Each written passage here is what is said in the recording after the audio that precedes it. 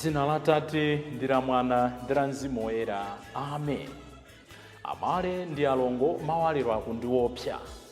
Ambuye Yesu akumutchula munthu wina muthenga wabwino. Wopusa iwe.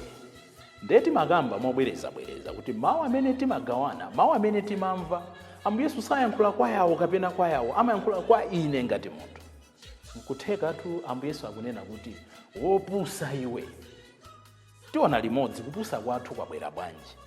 Kapena nchifukwa choti kale tinali akufa chifukwa cha zolakwa zathu ndeta zikakamirabe. Kapena kupusa kwathu kukubwera mujamanenera pasalimo ina kuti chitsiru chimati kulibe mulungu. Nanga nchifukwa chani munthu yakutchulidwa wopusa muthenga wabwino? Kupusa kwanga kwabwera bwanji. Ndikulandireni tu abale ndi alongo pano patiyankhule na Ambuye.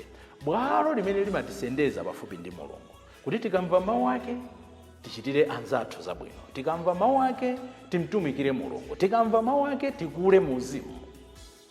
Lero pa 21 Oktoba la Mulungu la 29 Pachaka, mawu oyamba akuchokera mkalata ya Paulo yolembera mpingo wa kwa Efeso, mutu wa 2 ndime ya 1 kulekeza 10.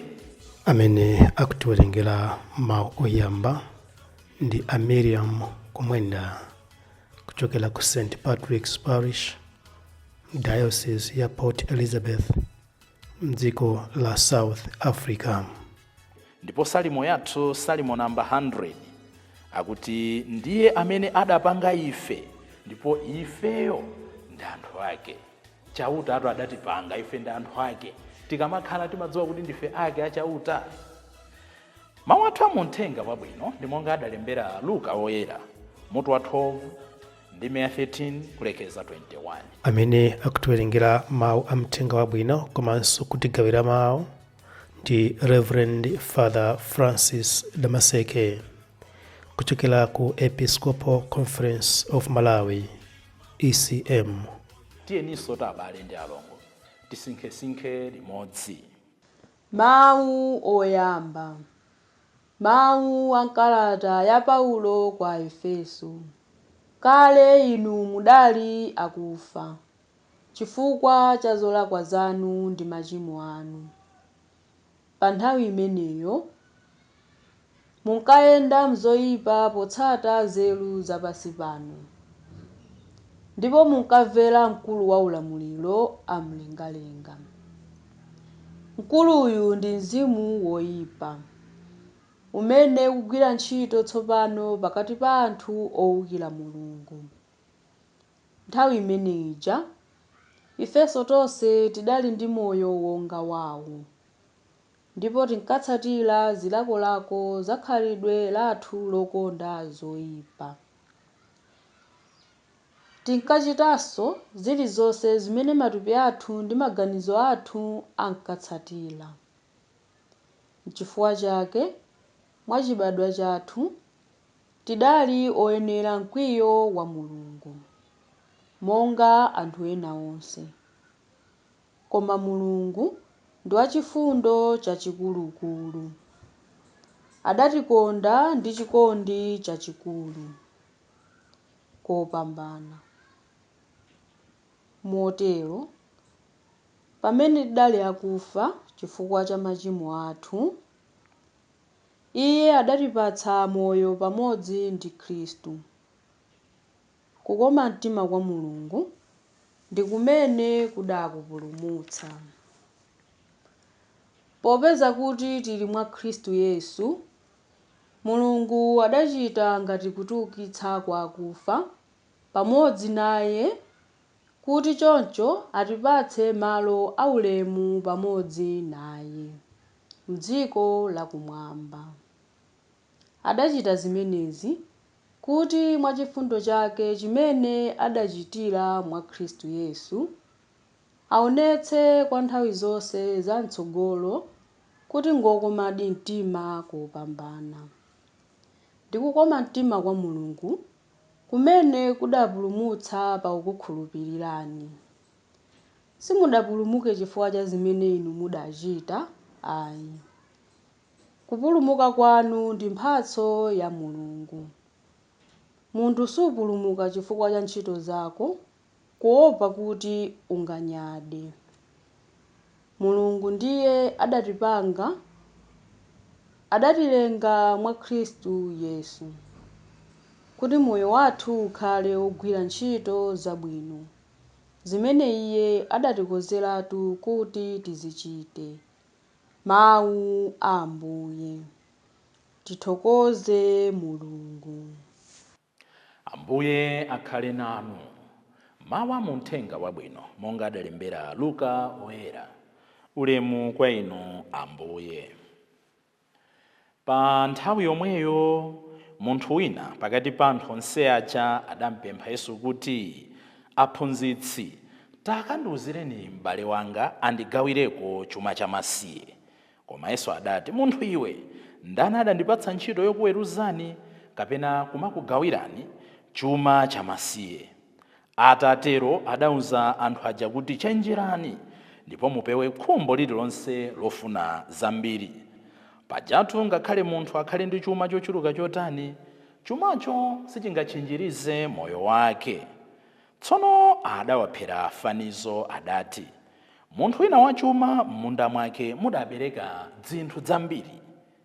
Ndiye uja adayamba kuganiza kuti nditani poti ndilibe mosungira zinthu zanga. Tsono adati, ndidzatere, ndidzapasula nkhokwe zanga nkumanga zina zazikulu, ndipo ndidzasungira zinthu zanga zonse ndi chuma changa m'menemo. Kenaka ndidzawuza moyo wanga kuti, iwe mtima wanga uli ndi chuma chambiri chimene chidzakukwanira zaka zambiri. Upumule, uzidya, uzimwa ndi kusangalala. Koma Mulungu adamuwuza kuti, opusa iwe, usiku omwe uno akulanda moyo wako. Nanga zonse zimene wadzisungirazi zidzakhala zayani? Potsiriza Yesu adati, zimatero ndi munthu amene wadzunjikira chuma, koma sali wachuma konse pamaso pa Mulungu. Mthenga wa Ambuye. Ulemu kwa inu Ambuye Yesu Khristu. Abale ndi alongo, monga ndinanenera poyamba, mawu athu a tsiku la lero akundopsa kwambiri chifukwa mwina akuzukuta moyo wanga, mwina akuzukuta moyo wanu, mwina akuzukuta moyo wa tonsefe. Ndife a Khristu.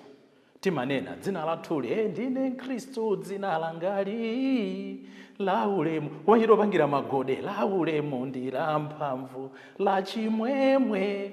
Ena timanena Eucharistia, Eucharistia ndi chakudya. Tikumva kukoma. Koma mwina tili mkatikati moyimba kwaya, Ambuye Yesu akunena kuti, opusa iwe.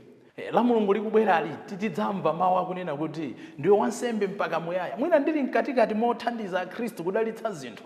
Ambuye akhale nanu. Ambuye Yesu akunena kuti, opusa iwe. Mwina mutanyamulana ngati banja mukupita ku nyanja, simupha, simuba, simutukwana anthu, simuzuzana amasiye, simuzuza akazi amasiye, simuzuza ntchito. Mwina mukunyadirana. Ambuye Yesu nkumanena kuti, opusa iwe. Mwina mudagundika pamene paja kuthandiza anthu, mudagundika pamene paja kuthandizira nkhani za chilungamo. Ambuye Yesu nkumanena kuti, opusa iwe. Tikuziona mawu athu a Uthenga Wabwino. Chatsitsadzayi kuti munthu uyuyu atchulidwe opusa njani? Nanga chatsitsadzayi kuti inu ndine chadula buluzi njira kuti inu ndine titchulidwe opusa ndi Ambuye Yesu? Kodi azathu amatero?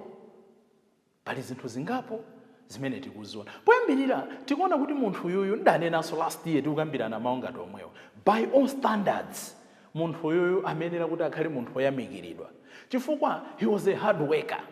Tamva mmene akufotokozera kuti sanabere munthu, koma kuti atagwira ntchito mwakhama, m'munda mwake mudabereka zinthu zambiri. Chichewa chake akuchita kuti zinthu zambiri. Ndi amati akaziyang'ana kuti nditane. Sanakambepo zoti amabere anthu, sanakambepo zoti amazuza anthu, sanakambepo zoti amapha, sanakambepo machimo ena onse aja, koma kumutchula opusa. Ndiye mujanenenera poyamba tikumbukire kuti Malemba Oyera amatiuza kuti chitsiru chimati opusa amati kulibe Mulungu. Choncho nkukhala kwake ndiye kuti amadzitenga ngati kulibe Mulungu. He thought he was the measure of everything. He thought mvula ija inabwera chifukwa mwina cha khama lake. He thought zokolola zija zinabwera chifukwa cha nzeru, anatsira bwino fetereza, anagwiritsa ntchito ulimi wa makono. Mwina so ndimene ena timaganizira, ndili pa ntchito chifukwa kuti ndinalimbikira, ndili ndi PhD with a distinction, ndinapanga zakuti anandigomera anthu. we forget kuti zonsezo is the hand of God. You are an MP, is the hand of God. I'm a priest, is the hand of God. You are a president, is the hand of God. You are a chief, is the hand of God. Pali ponse pamene waimapo ndi dzanja la Ambuye. Munthu jana ayiwala zimenezi. Nkunena kwa Salimo tikunena ija, chitsiru chimati kulibe mulungu. Nde chimamba kupanga moyo okhala ngati kulibe mulungu. Chimaganiza kuti zonse zimene chili nazo ndi zake. Munthu yakutchulidwa opusa anayiwala mulungu. He didn't depend on God for guidance. Kuti zimene ndili nazo za Ambuye nditani nazo. Remember, we are only stewards of God's blessings. Ndife antchito chabe. Tikapanga ntchito za chifundo, tikagwira ntchito za chifundo, tisadzitamandire. Ndife antchito chabe. Adayiwala zimenezi. Akutchulidwa opusa. Every moment ndayiwala kuti kuli mulungu ndimpange konzati. Every time anthu akunditamandira ndizingonena kuti ndino antchito chabe. Ndikayamba kwatenga ma compliments as a result of my efforts. I'm a fool. You are a fool. I can say we are fools around. Mulinguliti. Lopusa lochenjera. Anamwali 10 asanopusa asanochenjera. Opusa kutchulidwa opusa chifukwa choti sanakonzekere. Nthawi yonse ndikhala moyo uno nkuyiwala kuti kuli moyo wina kumwambako. As if this is the only life to live. I'm a fool. Opusa ine. Akutchulidwa opusa chifukwa chachani. Inu ndine titchulidwa opusa chifukwa chachani. Zimene Mulungu anamudalitsa nazo anayiwala kuti Mulungu amatidalitsa to bless others. Nde amanena kuti ndidzatani, ndidzatere, ndidzauza moyo wanga kuti idya, imwa, sangalala, pumula, njoya.